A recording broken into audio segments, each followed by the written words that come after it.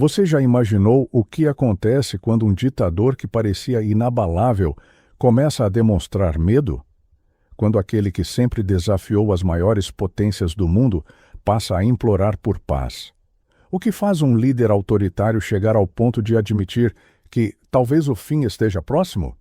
Hoje você vai entender como a estratégia de Donald Trump levou Nicolás Maduro ao limite, forçando o homem mais poderoso da Venezuela a considerar algo impensável, sua própria renúncia. E o mais impressionante é que essa história mostra que, às vezes, o poder muda de mãos não com bombas, mas com medo. O vídeo de hoje revela o que ninguém imaginava que aconteceria tão cedo. Maduro, encurralado pelas sanções, pela pressão internacional e pelo colapso interno, fez uma proposta desesperada aos Estados Unidos, oferecendo quase tudo o que tinha em troca de uma chance de continuar respirando no poder. E você vai entender como esse movimento pode mudar o jogo na América Latina e no equilíbrio de poder global. A estratégia de Trump parecia funcionar melhor do que qualquer analista havia previsto. Apenas 2 dias depois de enviar seus bombardeiros B-52 para uma demonstração de força no espaço aéreo próximo a Caracas, uma notícia chocante começou a circular entre Washington e a capital venezuelana. Nicolás Maduro, antes arrogante e desafiante, agora demonstrava medo e sinais claros de recuo. Em menos de 24 horas, apareceu 2 vezes em frente às câmeras dizendo que não queria guerra com os Estados Unidos. Desesperado, enviou uma proposta direta à Casa Branca, admitindo pela primeira vez a possibilidade de deixar o poder. Mas, claro, sob suas próprias condições. Os B-52 são conhecidos por serem os aviões mais temidos da Força Aérea Americana, e o impacto psicológico foi devastador. O regime chavista percebeu que estava diante de uma ameaça real e a reação de Maduro deixou claro que o ditador sentia o peso da pressão. Poucos dias depois, a Associated Press revelou o conteúdo da proposta enviada por Caracas a Washington. Era algo que beirava o inacreditável.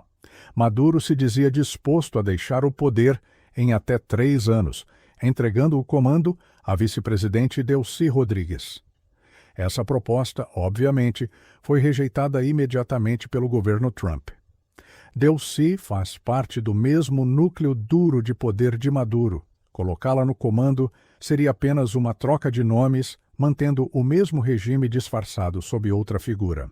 Seria uma manobra para garantir que Maduro continuasse controlando tudo nos bastidores, usando sua vice como fantoche político. E Trump sabia disso. Durante um discurso, ele chegou a confirmar publicamente o quanto Maduro havia tentado negociar para evitar um confronto direto. Disse, "He has offered everything, because he doesn't want to fought around with the United States." Essa frase resume tudo. Pela primeira vez, Maduro admitia, mesmo sem dizer claramente, que estava disposto a negociar a própria saída. O ditador, que por anos desafiou Washington agora, parecia derrotado antes mesmo de a guerra começar. Os relatórios que vieram à tona mostraram o tamanho da rendição que Maduro estava disposto a fazer. O regime ofereceu acesso direto aos depósitos de gás natural da Venezuela, às reservas de ouro, ferro-bauxita e coltan, e prometeu cortar laços comerciais e financeiros com a China. Além disso, se comprometeu a redirecionar toda a exportação de petróleo para os Estados Unidos e encerrar contratos com Rússia, China e empresas iranianas nos setores de energia e mineração. Em troca de tudo isso, o pedido era simples e patético: que os Estados Unidos parassem de apoiar a oposição, encerrassem a pressão militar e diplomática e deixassem Maduro governar em paz. Trump rejeitou imediatamente. A proposta era absurda. Mas havia algo mais profundo por trás dessa decisão. A Venezuela tem as maiores reservas de petróleo do planeta, mas sua produção está muito abaixo do potencial real. Se Washington conseguir substituir Maduro por um governo aliado, poderá ampliar essa produção, derrubar o preço do petróleo no mercado internacional e enfraquecer a Rússia, que depende dessa renda para sustentar sua guerra. Em resumo, o petróleo venezuelano poderia se tornar a arma econômica mais poderosa do Ocidente. Enquanto os Estados Unidos apertavam o cerco, Lula decidiu se manifestar. Em uma declaração pública, o presidente brasileiro defendeu Maduro e criticou as ações americanas, dizendo que o povo é dono do próprio destino e que nenhum presidente de outro país deve opinar sobre a Venezuela. Na prática, era um gesto político que colocava o Brasil ao lado de um regime acusado de corrupção, tráfico e manipulação eleitoral. O discurso de respeito à soberania virou o escudo perfeito para um ditador tentando sobreviver, e o apoio não parou por aí. Cuba também entrou em cena. Mais de 4 milhões de cubanos, liderados por Miguel Díaz-Canel e Raul Castro, assinaram um manifesto público em defesa da Venezuela. Foi uma mensagem simbólica mostrando que, apesar do isolamento, Maduro ainda tinha aliados dispostos a defendê-lo, mesmo que o mundo inteiro soubesse a verdade sobre seu regime. Enquanto isso, Maduro tentava desesperadamente mudar de tom. Em 2 declarações públicas, pediu o fim das hostilidades e propôs um diálogo direto com os Estados Unidos. Em uma delas, gravada em inglês, disse: "No war, yes peace." Era a primeira vez que o ditador venezuelano falava em outra língua, e o gesto soou como um pedido de clemência. O homem que por anos enfrentou Washington agora implorava para ser ouvido. Mas Trump não recuou. Em um discurso seguinte, confirmou que a Marinha Americana havia afundado um submarino ligado ao cartel Tren de Aragua no Caribe. Disse: "We attacked a submarine. It was carrying massive amounts of drugs. This was not an innocent group of people." Trump classificou o grupo como uma organização criminosa ligada ao regime de Maduro e prometeu acabar com o tráfico patrocinado pelo Estado venezuelano. Além disso, ele autorizou a CIA a intensificar operações dentro da Venezuela, aumentando o monitoramento e o cerco contra as rotas de narcotráfico.